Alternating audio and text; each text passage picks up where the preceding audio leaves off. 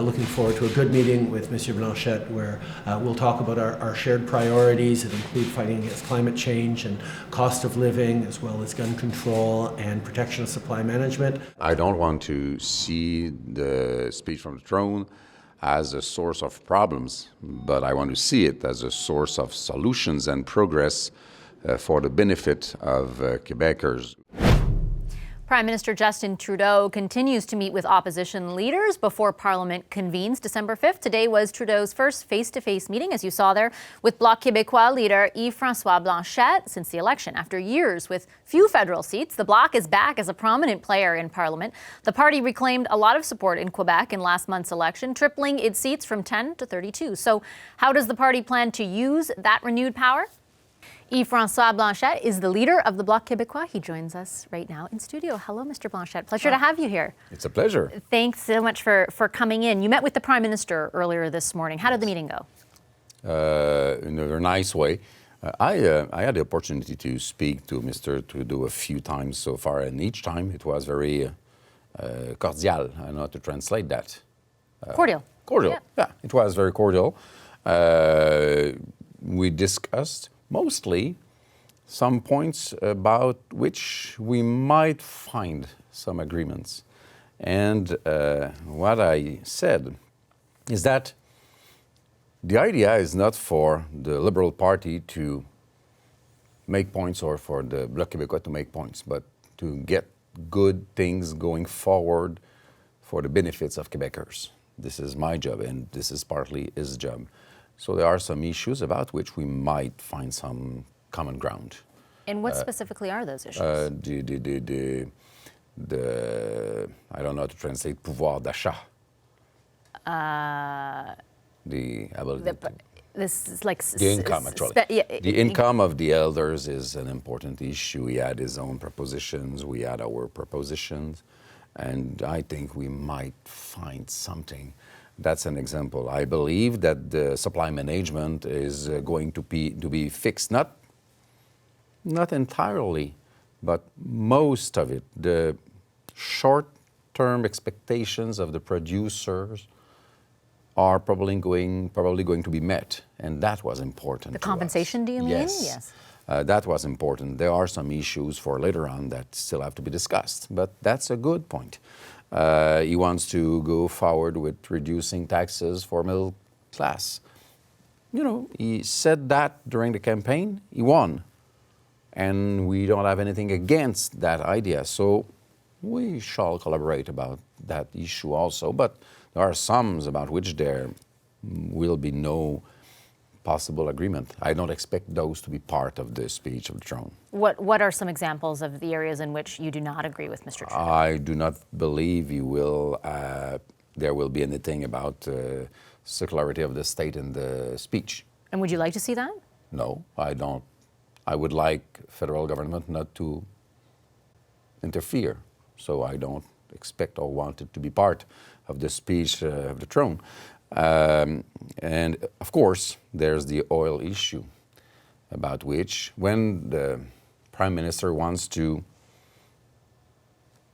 go forward with a program in order to reduce gas emissions and the climate change, we will collaborate. However, in the meantime, we cannot accept the fact that the same government which is doing this or that, the good side of it, is at the same time giving money to the oil industry, and more specifically going on with the Trans Mountain project. But I don't expect that to be part of the speech of the throne either. Let me ask you beyond the speech of the throne, and this is a question I asked the NDP as well, because that party is against the TMX expansion and the government's purchase of it. Mm-hmm. There's no legislative process right now for that. It's been approved, it's going forward. Yeah. But I asked them, and I'll ask you the same question. Would you ever predicate your support of a confidence motion or a confidence vote on blocking or killing that pipeline? If it's not part of the intentions of the government in the speech, I will not take something which is not part of the speech, bring it in order to say that we will disagree about something which is not part of the speech. This is not the way I will do things. The government knows that it will not whatsoever get our support for any gestures that would be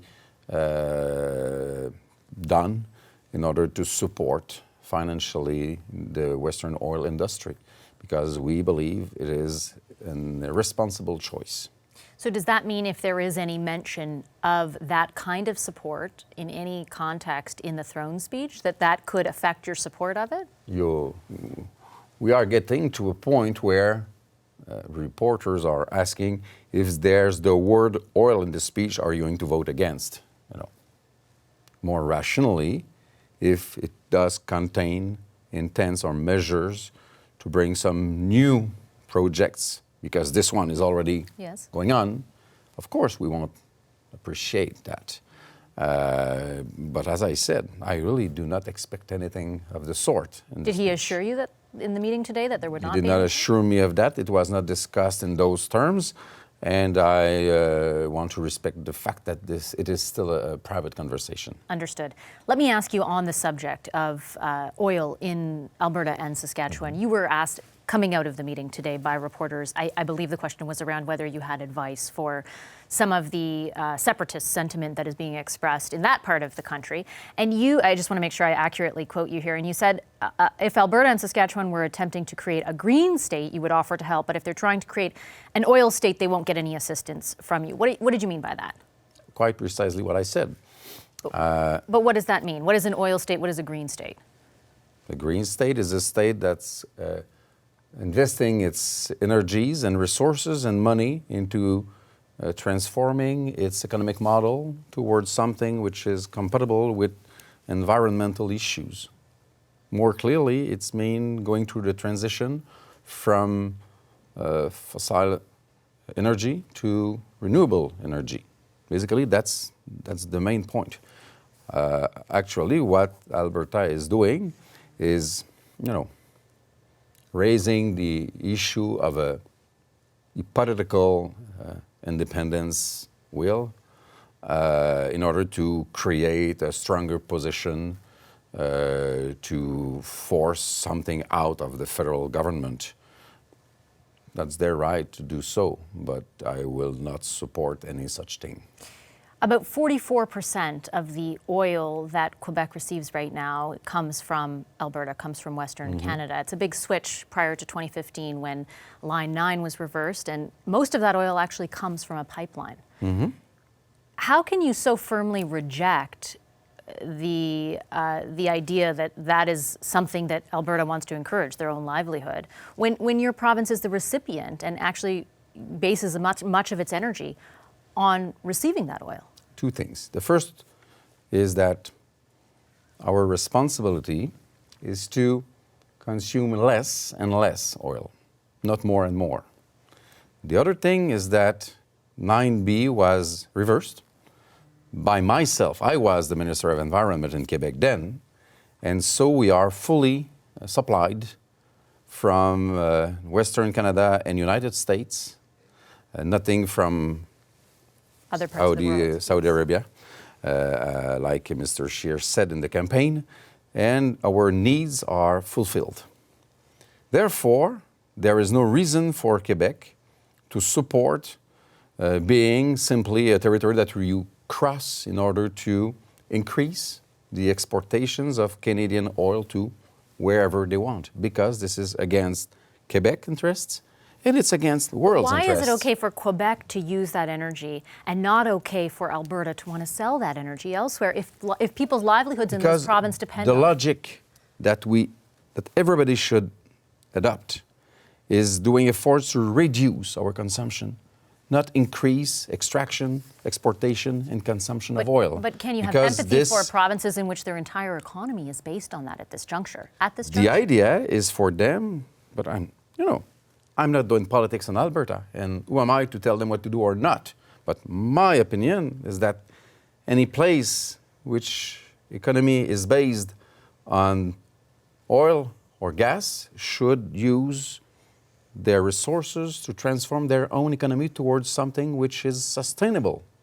But you are using their resource. Your province is using that resource. In fact, more than it's using hydroelectricity. Not you personally, that's a very short-sighted way to put it. Quebec still uses oil. Nobody says the opposite. We are supplied by Western Canada. All what we need is provided to us, and we pay for it, of course. And we are making efforts to reduce this consumption, to transform our transportation toward electric transportation. I saw something about hydrogen energy for trucks being developed in Quebec by Kenworth. And that's the way to do things for the future. It's not because we use oil today that we have to approve the idea of the world keeping going in that direction, which is bad and dangerous. And more than that. But the fact exists in Canada that oil is being used, just as in Quebec, they would like to supplant, let's say, more oil out and east. Canada, like Quebec, like everywhere else, should do efforts to reduce that consumption. While the logic of Alberta is to extract more, export more, and have people use more, and this is destroying the planet. We have the opportunity to be not only as rich, but richer by developing some new technologies and exporting some new technologies and developing renewable energies. And in Quebec, we are experts in that. And that's where we should invest our efforts and money. Okay, I'll leave it there. Thank you, Mr. Blanchet. It's been a pleasure. I appreciate your time very much today. Thank you very much. So I'm not the one that will fight to have a nice, beautiful, and united Canada. I'm not in a position to tell them what to do or not to do. And through national or international channels, we will keep fighting this idea to obsessively want to extract oil from the ground and make the planet warmer. To Mr. Blanchet, to the Parti Québécois, if you are so opposed to the energy that we produced in Alberta, then why are you so keen on taking the money generated by the oil field workers in this province and across Western Canada?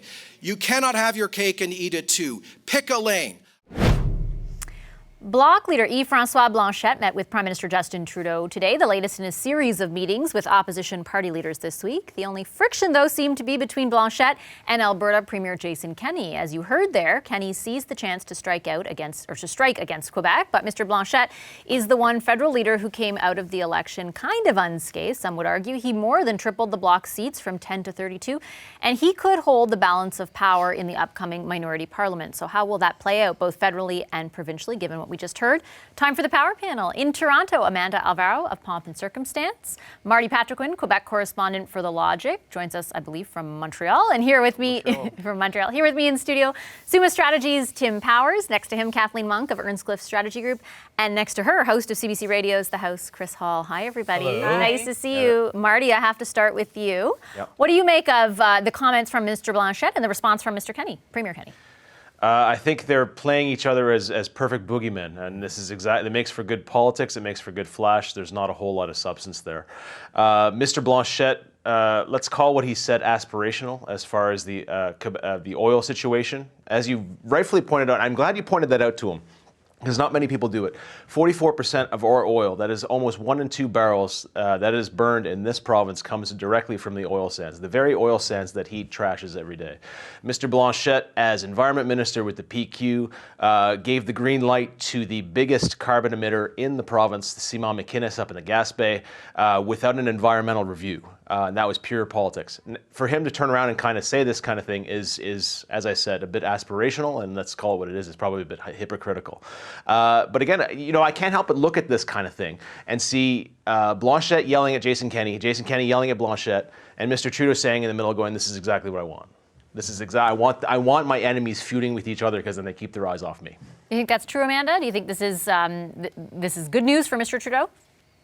No. I don't think that Mr. Trudeau is sitting in some seat wanting everybody to fight with one another. But I do think that Mr. Blanchet is really proving himself to be an interesting character on the federal plot line. I mean, anybody who can, in some ways he's a straight talker, and he speaks language that I think a lot of Canadians are looking for. So when he says things like, I don't want to play political games out of the gate, I'm not looking to, upend the throne speech. I'm looking trying to move things forward wherever possible. And there's this tone of collaboration that I think after an election that was rife with so much fighting, Canadians are looking for some of that refreshing speak.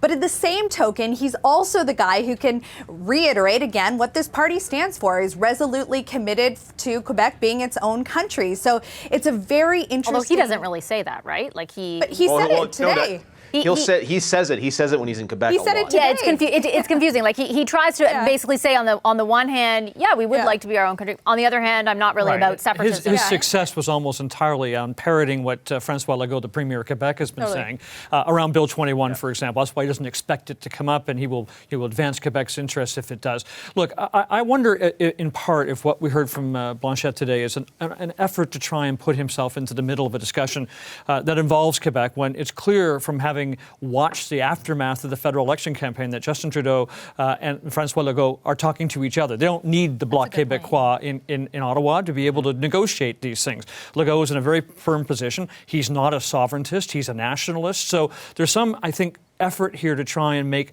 the Bloc more relevant than perhaps it really is going as we head into the next Parliament. Yeah, just quickly on that. Really quickly, Marty, because I want to get Kathleen in, okay? Just very quickly on the point that Chris Hall made.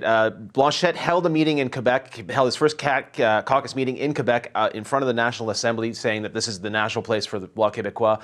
Requested a meeting with Premier François Legault. Mr. Legault denied him, did not want to meet with him. That says a lot right there. Kathleen? I just think we have to be careful of not misconstruing Blanchet's, comments today about not wanting to upend the throne speech as him being, I want to cooperate with everybody in politics, right? That's not what it's about. Maybe Amanda disagrees. She said that, but I don't think that's the case at all. This is a guy who's unencumbered with the realities that every other political leader faces of having to balance Western interests, regional interests across the country. Any interest. He just has one set of interests. Yeah. He said it there in the clip that you played. I'm not here to build, a really nice Quebec. I'm not here to do that. He doesn't want to do that. He doesn't care. So he can come here and he can play Let's Make a Deal, the best version of Let's Make a Deal with the Trudeau government that he wants. And this is a very comfortable position for the Bloc, right? Because the Bloc did this under Gilles Duceppe. If you recall, Gilles Duceppe made deal after deal with Stephen Harper in 2006, 2007, passed all of Harper's budgets.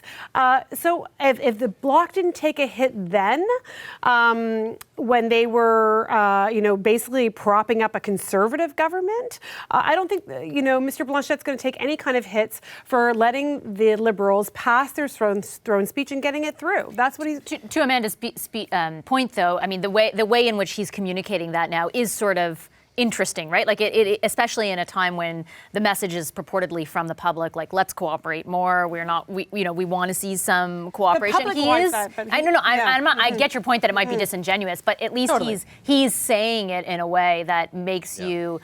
That's the point he's trying to get across now, at least, right? Tim? Blanchet is also a perfect gift for Jason Kenney. He allows him to transform himself from Wexiteer to the modern Bill Davis, standing up for Canada, talking because what was Jason getting at in his response to Blanchet, this debate that Alberta, Saskatchewan, Newfoundland and Labrador and some other provinces want to have around equalization.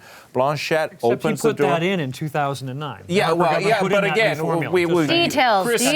Chris, if you got away from all the hypocrisy, we wouldn't have Canadian politics to talk about. What would we do on this show? As Marty pointed out, it exists for Blanchet as well, but it allows that. It was good sequencing after the Moe meeting for Kenney to jump in this regard, and it also allows, just on the positioning of Jason Kenney outside of Alberta, the Bill Davis thing wasn't entirely a joke. He is looking to position himself as the senior premier, even though in terms of tenure he's not, but the premier that people need to pay attention to. This creates the opportunity for him to do that. Really quickly, I think what was fascinating about today was, first of all, we all know that fanning the flames of Western alienation often means fanning the flames of anti-Quebec sentiment. That's what's happening across the country.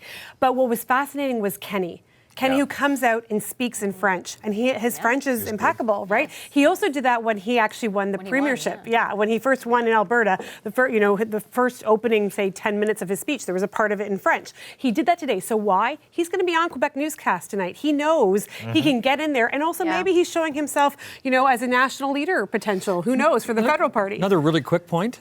Jason Kenney talks about firing back at Blanchet for his stance on energy, but he's also also emulating almost everything Quebec has carved out for itself in asymmetrical federalism. He wants his own opportunity to be involved in They say that too. They say Quebec has it, why shouldn't we? Yeah. Well, that's exactly the point, though, right? We're all having a game within a game within a game here, and Jason Kenney is very good at it, but his convenient memory lapse when it comes to the equalization formula in particular, I think is really interesting. Quick, Marty, and then I'll end on Amanda. Just quickly, this is a very nice chair. I nearly fell out of it when I heard him say that if the Western premiers are interested in getting a deal by threatening Western separatism, I don't want any part of it.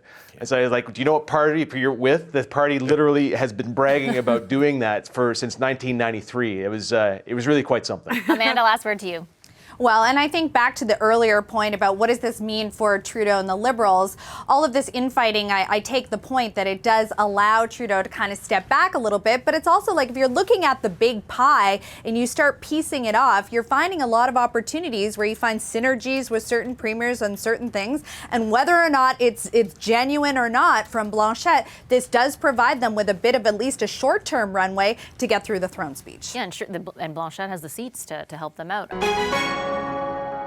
Hi, I'm Vashi Capellos, host of Power in Politics. See more of our show by subscribing to the CBC News channel or click the link for another video.